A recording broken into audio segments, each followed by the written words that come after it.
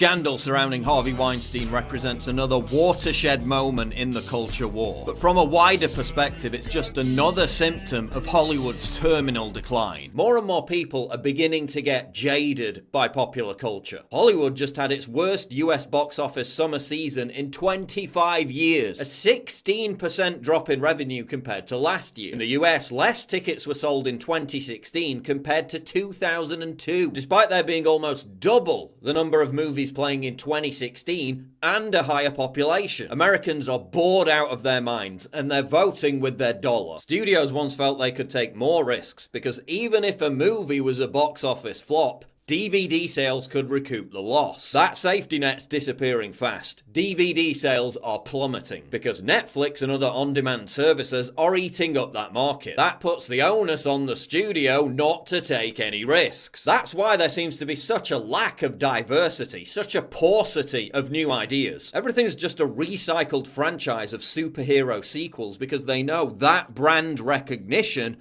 is always going to play well in the foreign market, mainly China. But now even those movies are starting to flop too. Everything is so stale, unimaginative, and tedious. But there's another reason for Hollywood's decline. With the political climate so polarized, many on the right are boycotting Hollywood because it's now become the primary vehicle for left-wing narratives. Make no mistake about it, this is a backlash against social engineering that is now prevalent in modern movies. Even the far left LA Times is asking, has Hollywood lost touch with American values? Look at Jennifer Lawrence, for example. Days after she goes on a bizarre anti-Trump global warming rant. We voted, and it was really startling. Her new movie bombs and she announces she's quitting acting for 2 years. And yes, the primary reason is because the movie sucked. But with anti-Trump hysteria running rampant, studios, directors and actors increasingly see it as their role to become culture warriors, while pleasing the gods of political correctness by obsessing about diversity and gender balance. Top film critics with huge influence like Owen Gleiberman are openly calling on movies and awards shows to get even more political. Amplifying far-left axioms has taken precedence over and above what should be their only concern: making a good frigging movie. Conservative actors in Hollywood have been shunned for decades. James Woods famously said he never expected to work in Hollywood again after criticizing Obama. I'm routinely contacted by actors who have been fired or lost roles because their conservative beliefs were outed or because they voted for Trump. Being conservative in Hollywood is akin to being gay in the 1950s. They literally have to create clandestine secret societies just to be able to express their beliefs without fear of punitive measures. The group is called Friends of Abe, named after Abraham Lincoln, and it's made up of 1,500 conservative members of the entertainment industry. They gather for things like meals and drinks and to learn about the political process. We see the same thing with TV. Despite good ratings, ABC cancelled Tim Allen's Last Man Standing, with Allen making it clear why they took that decision. I said there's nothing more dangerous to me, especially in this climate, than a funny, likable conservative. That was the most dangerous thing, that because he was mitigated on the show by a family of women that had different opinions.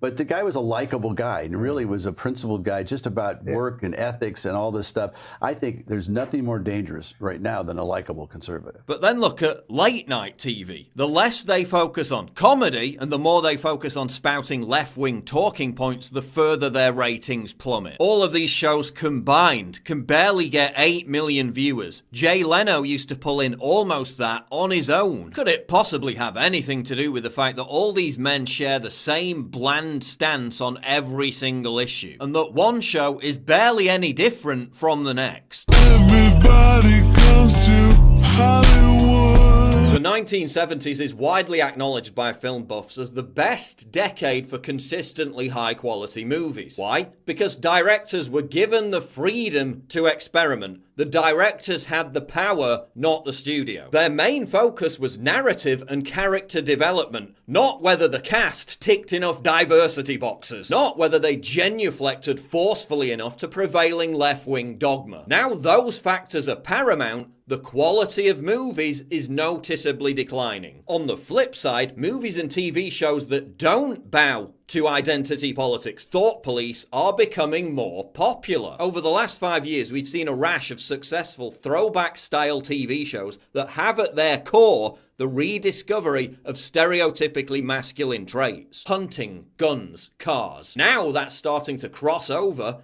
into movies. Look at the new Kingsman film. 3 white men, God forbid, play the lead roles. How rare would that be now in Hollywood? Look at the first Kingsman. The baddie is an insane environmentalist who wants to save the planet by culling the human race. When you get a virus, you get a fever. That's the human body raising its core temperature to kill the virus.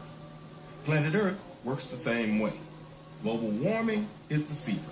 Mankind is the virus. Do you really think the same people who bestowed Leo Private Jet DiCaprio with an Oscar so he had a platform to drone on about climate change would ever allow that depiction in a mainstream Hollywood production? That's not to say Kingsman is overtly political. It isn't. But it definitely has anti-Hollywood, anti-Silicon Valley populist strains. Don't take my word for it. The Guardian, which is hardly Breitbart.com, acknowledged that its success was partly due to its populist disposition. And look at the outcome. Despite being panned by the critics and by establishment lefty film reviewers, when it came to the box office, Kingsman 2 outperformed a string of Hollywood blockbusters, including Pirates of the Caribbean and Wonder Woman. Why was it panned by the critics? Because the director, Matthew Vaughn, accurately talks about how Hollywood is in crisis, and they despise him for it. The success of Kingsman amongst ordinary punters suggests that he's right to play the contrarian. We don't have a bunch of Hollywood suits telling us what to do, said Vaughn. If we did, I promise you wouldn't be liking the movie. There's clearly an appetite for classical authenticity represented by Kingsman, and a growing distaste for dogmatic virtue signaling represented by mainstream Hollywood. But in terms of mass entertainment, it's not just Hollywood that people are turning away from. The 2017 VMAs, a relentless rhetorical vomit fest of anti-Trump pearl clutching. If we were to all stand up, united as one,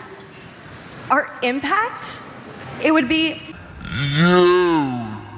drew the lowest ratings in MTV's history. Its viewership has been declining for years. The Emmy Awards, during which Stephen Colbert repeatedly sniped at Trump throughout his opening monologue, also had its worst result ever in the key viewing demographic. We see the same phenomenon in sports. ESPN, which seems to be transforming from a sports network into some kind of social justice activist hybrid, has lost 7.4% of its subscribers in just 2 years. Its average total views have dropped 19.4% since 2014. Those drops are partly due to ESPN jumping on every identity politics bandwagon that comes along. Case in point, ESPN rebranded its Sports Center show to include political debate. Same result, they lost viewers. Same with the NFL. Since the Take a Knee controversy, ratings are down. The NFL has already lost millions of viewers since last year over the same issue. A new poll shows that 80% of Americans want less politics during sporting events. Recall the huge sigh of relief when Lady Gaga's halftime Super Bowl performance didn't include anything political. A clear majority of Americans say they're watching less football this year, with 69% saying it's because they're sick of, quote, players using the NFL as a stage for their political views. Whereas movies, music, and sports once provided a refuge for people seeking to escape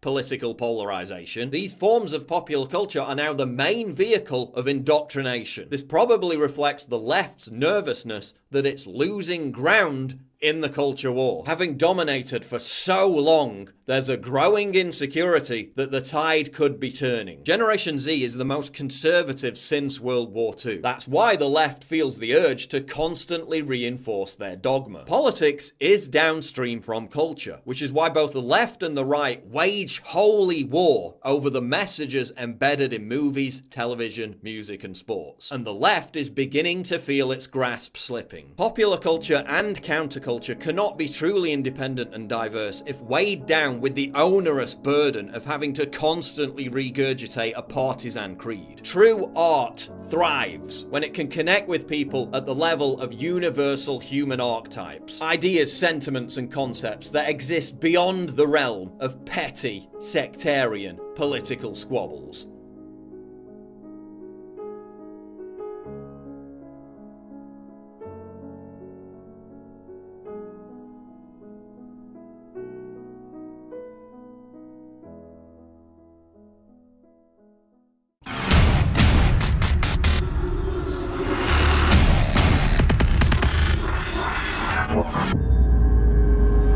Please click the big red button to subscribe. It really helps me when you do that, and click the bell to allow notifications so you never miss a new video.